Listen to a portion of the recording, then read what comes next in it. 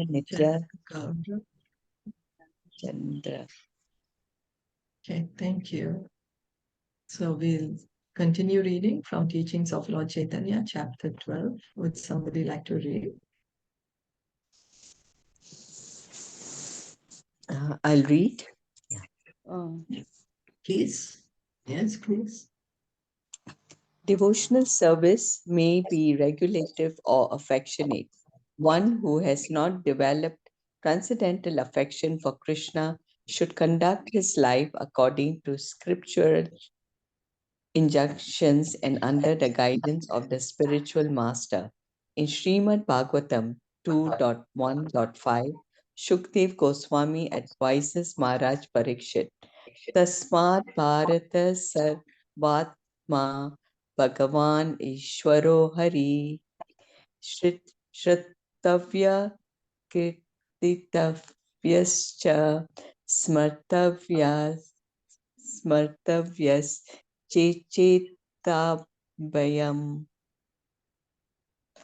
O best of the Bharatas, it is the prime duty of persons who want to become fearless to hear about the Supreme Personality of Godhead, Hari, and to chant about him and always remember him. Lord Vishnu is always to be remembered and is not to be forgotten for even a moment. This is the sum and substance of all regulative principles. The conclusion is that when all the rules, regulations, and recommended and prohibited activities in the revealed scriptures are taken together, remembrance of the Supreme Law is always the essence of everything. To always remember the Supreme Personality of Godhead within one's heart is the main practice of devotional service. And in that practice, there are no regulative principles. There are no do's and don'ts. So, Lord Chaitanya, yesterday we read sadhana bhakti, devotional service and practice. Now, this sadhana bhakti is of two kinds. One is this raganuga bhakti, um, raganuga bhakti, and one is uh,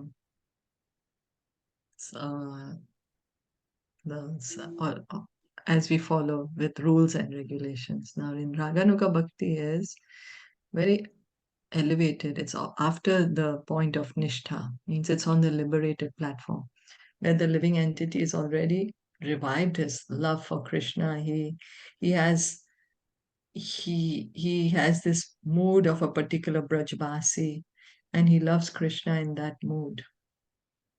So he tries to follow that Brajbasi of how this Brajbasi is serving Krishna, and he tries to follow like that and serve Krishna.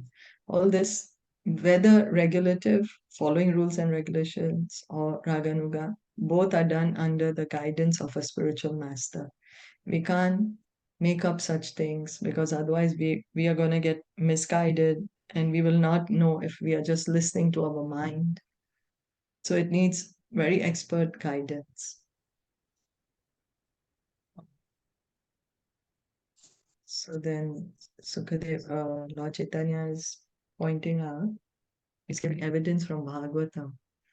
Where Sukadev Goswami is telling Parikshit Maharaj that if we actually, we are all fearful in this material world. Each may have a different kind of fear.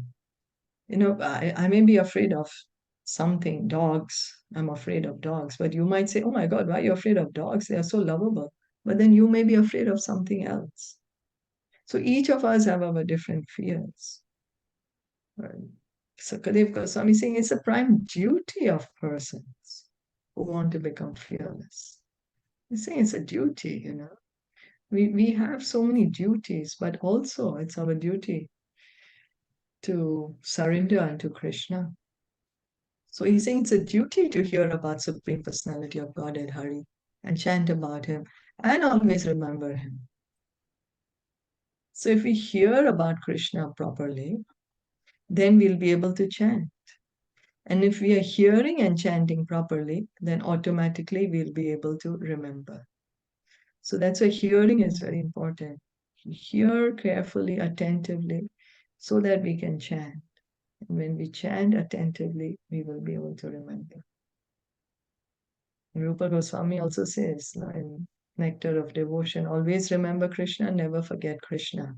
That is the foundation. And all the other rules and regulations are made based on this foundation. Always remember Krishna, never forget Krishna. That's what it is here. So, can we continue? Yeah. However, one should generally accept the following principles to properly execute devotional service. The devotee should 1. Take shelter of a bona fide spiritual master, 2. Receive initiation from the spiritual master, 3. Serve the spiritual master, 4. Inquire and learn love from the spiritual master, 5. Follow the footsteps of holy persons devoted to the transcendental loving service of the Lord. 6. Be prepared to give up all kinds of enjoyment and suffer all, all kinds of miseries for the satisfaction of Krishna. 7. Live in a place where Krishna had his pastimes. 8. Be satisfied by whatever is sent by Krishna for the maintenance of the body and not hanker for more than that. 9. Observe fasting on Ekadashi day. This occurs on the 11th day after the full moon and the 11th day after the new moon. On such days, no grains, cereals, or beans are eaten. Simply vegetables and milk are moderately taken, and the chanting of Hare Krishna and reading of scriptures are increased. And 10. Show respect to devotees, cows, and sacred trees like the banyan tree. So these are the few instructions when Rupa Goswami has put this, because Rupa Goswami got instructions from Lord Caitanya, no? So Lord Chaitanya is giving the same instructions to Sanatana Goswami. Take shelter of a bona fide spiritual master, get initiation from him, and then serve the spiritual master. Is this is how devotional service begins. Inquire from him, follow in the footsteps. Now, when we hear, be prepared to give up all kinds of enjoyment and suffer all kinds of miseries for the satisfaction of Krishna, one may say, why will I want to do that? I just want to enjoy. Why will I want to suffer? But we have to understand that the devotee, he is on a pure platform. Whatever he's doing is blissful for him. To us, it may appear as suffering, but he's in a bliss serving Krishna. He's on a transcendental platform. Mother is taking care of the child because she has so much love. She doesn't care. It's middle of the night. She'll still wake up and feed the child, clean the child. It's out of love. So live in the Dham, live in a place where Krishna had pastimes, be satisfied with whatever sent by Krishna. Observe Ekadashi, today's Ekadashi. And then show respect to devotees' cows and sacred trees. Okay. It is essential for a new devotee who is beginning to follow the path of devotional service to observe these 10 principles. The 11th principle is to avoid offenses in serving the Lord and in chanting his holy names. There are 10 kinds of offenses in the matter of chanting the holy name. 1. To blaspheme a devotee of the Lord to consider the Lord and the demigods on the same level, or to think that are many gods. 3. To neglect the orders of the spiritual master. 4. To minimize the authority of the scriptures, the Vedas. 5. To interpret the holy names of God. 6. to commit sins on the strength of chanting. 7. To instruct the glories of the Lord's names to the unfaithful. 8. To compare the chanting of the holy name to material piety. 9. To be inattentive while chanting the holy name. And 10. To remain attached to material things in spite of chanting the holy names. These 10 offenses against the holy name should be avoided. So in many temples, these 10 offenses are read every morning before the japa session. Many devotees memorize them, repeat them, and we should try to avoid these offenses. 10. I was hearing a class by Gaur Govinda Maharaj where he's like, the devotee prays in a mood to the holy name while chanting that I am committing all these offenses thousands and thousands of times because, we are committing these offenses. We are so attached to material things, even though we hear every day, we are so attached.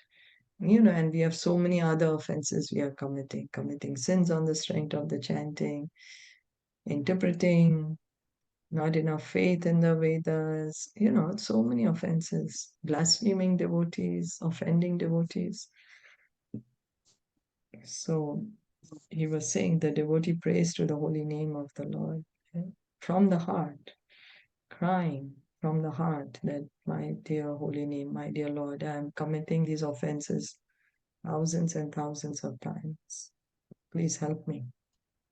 Help me to stop committing these offenses because we have no strength of our own. So we can beg to the holy name to give us the strength. Beg to Gaur-Nitai and to their associates.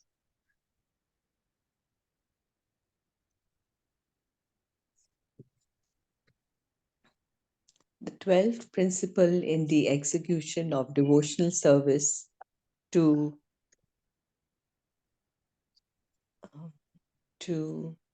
that one should avoid the association of unholy non-devotees.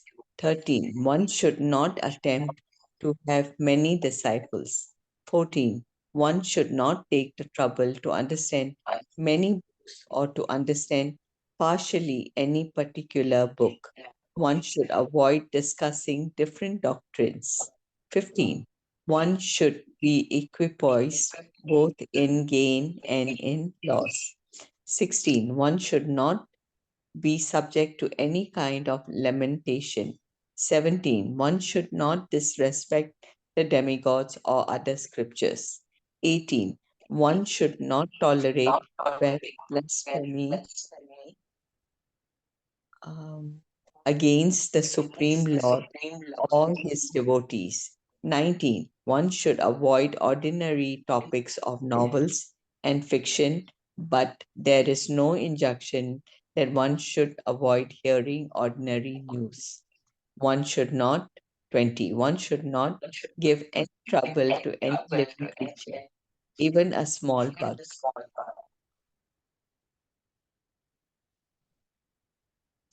The first 10 of the 20 items mentioned above are affirmative, and the second 10 are prohibitive.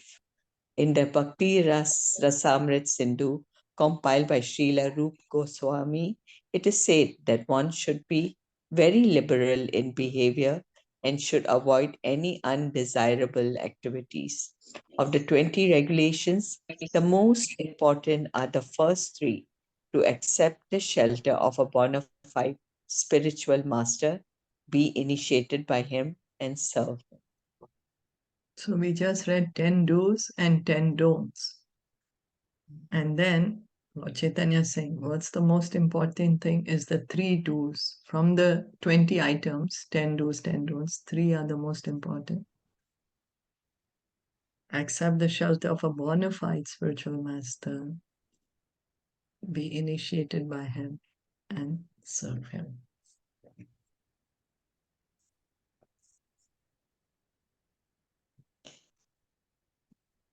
In addition to these 20, there are 35 more items of devotional service, and they can be analyzed as follows: 1.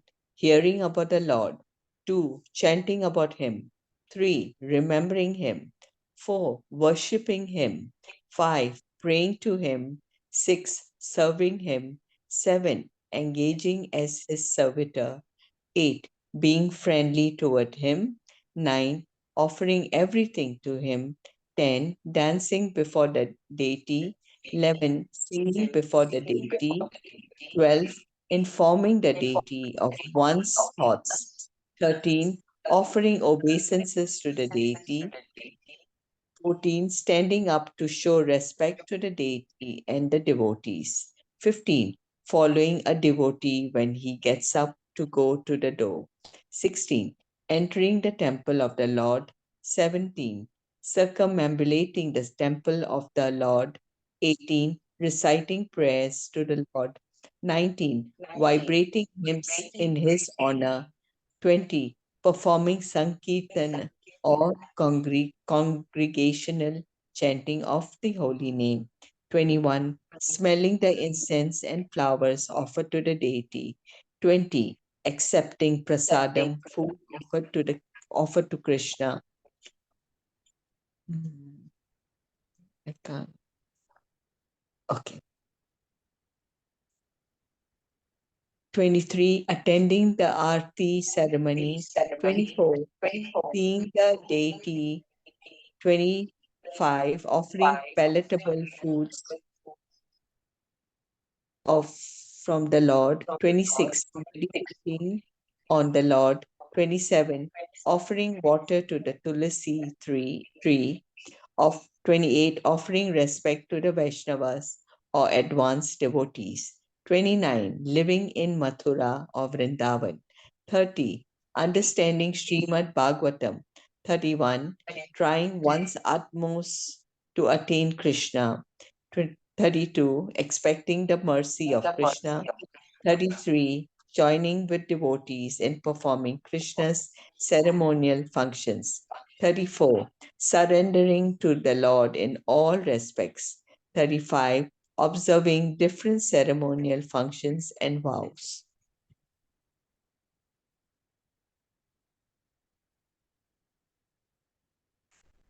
To these 35 items are added another 4.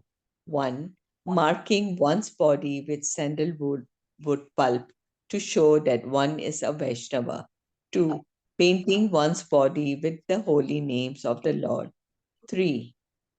Covering one's body with the remnants of the deity's coverings. 4. Sipping Charnamrit, the water that has washed the deity. These 4 additional items make 39 items for devotional service in all. And out of all of these, the following 5 are most important. 1. To associate with devotees. 2. To chant the holy name of the Lord. 3. To hear Srimad Bhagavatam. 4. To live in a holy place such as Mathura or Vrindavan. And 5. To serve the deity with great devotion. These items are especially mentioned by Rup Goswāmī in his book Bhakti Rasamrit Sindhu. The 39 items above plus these 5 items total 44 items. Add to these the 20 preliminary items and there are total of 64 items for conducting devotional service. The devotional service of one who adopts these 64 items with his body, mind, and senses gradually becomes pure. Some of the items are completely distinct from others. Some are identical, and others appear to be mixed. So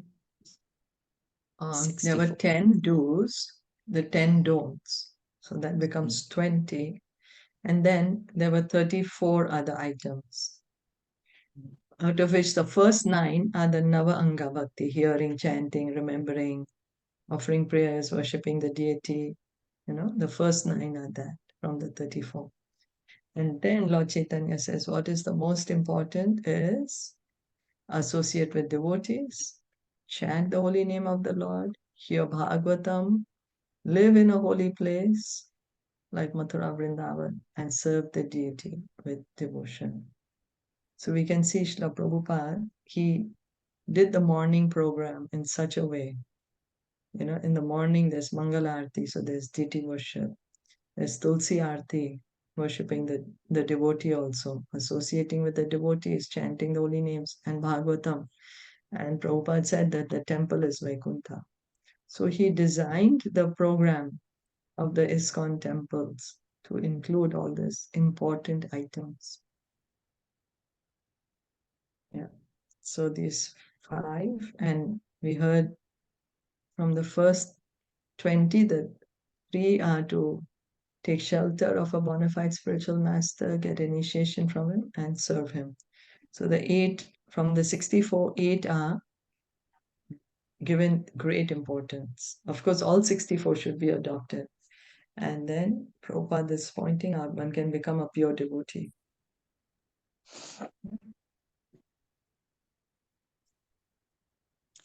Srila Rup Goswami has recommended that one live in the association of those who are of the same mentality. Therefore, it is necessary to form some association for Krishna consciousness and live together for this cultivation of knowledge of Krishna and devotional service. The most important item for living in that association is the mutual understanding of the Bhagavad Gita and Srimad Bhagavatam. When faith and devotion are developed, they become transformed into the worship of the deity, chanting of the holy name, and living in a holy place like Mathura and Vrindavan. So Rupa Goswami is saying that, devotional service has to be done in the association of devotees. And that's the reason Srila Prabhupada established this International Society for Krishna Consciousness. And what to do in that association? What does it mean, association with devotees? It means hearing from the devotees. Hearing from where? Bhagavatam, Srimad Bhagavad Gita. That is what is association, hearing. And then Prabhupada points out that once one is heard sufficiently, automatically will give rise to faith and devotion. Automatically one will be serving the deity with devotion, chant the holy name. And then, of course, the consciousness will be that one is always in the holy dham. May not be able to live there physically, but in consciousness, the pure devotee will be in the dham. The last 5 items mentioned after the first 39 are very important and essential. If one can simply discharge these 5 items, he can be elevated to the highest perfectional stage, even if he does not execute them perfectly. One may be able to perform one item or many items according to one's capacity, but it is the principal factor of complete attachment to devotional service that makes one advance on the path. Some devotees in history, like Maharaj Ambarish, attained perfection in devotional service by executing all the items of devotional service, while many others attained perfection by discharging the duties of only one item.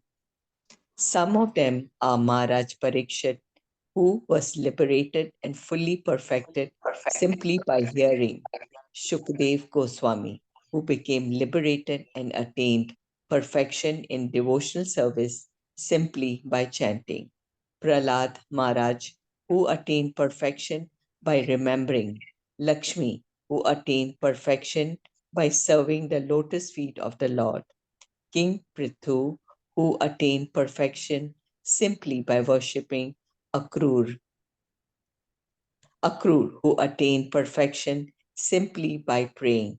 Hanuman, who attained perfection simply by becoming the servant of Lord Rama.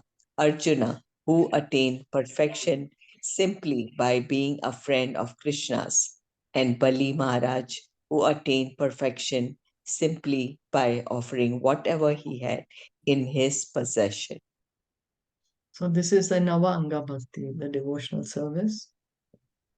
And it is said that one may perform either one or all of them, and one can become a pure devotee. Even by executing one of them properly, one can get perfection. So, what are the examples given here? Maharaj Amresh, Maharaj Parikshit, right? Maharaj Parikshit, how did he get a perfection? Simply by hearing. Yeah. And then chanting, who got perfection by chanting? Gosvāmī. Yes. Shukdev So Goswami. hearing and chanting. And then the next is remembering. So who got perfection by remembering? Prahlad Maharaj, Prahlad Maharaj. Then is Pada Sevanam, serving the lotus feet. And who's that? Lakshmi, Yeah. Then comes deity worship. King That one Prithu, is Prithu Maharaj. Then after that, Akrur, yeah, by praying. yeah. And Then Hanuman, who attained perfection then, simply by becoming the servant of Lord Ram. yeah, Dasya. And then, Arjuna, yes, friend of Krishna. yes. And then finally, Raj, Bali Maharaj, Bali Maharaj. he gave his possession, all his, right, whatever he had. of Atma Nivedanam. Atma Ah, Nivedanam. Everything oh, that he had. oh. He got perfection by that. So do you all want to stop here or what do you all want to do? You want to read? Is it long? Spare paragraph? Not so long. Not long. So No? maybe we can, complete this. Okay. Okay. As mentioned above, Maharaj Ambrish performed all the items of devotional service.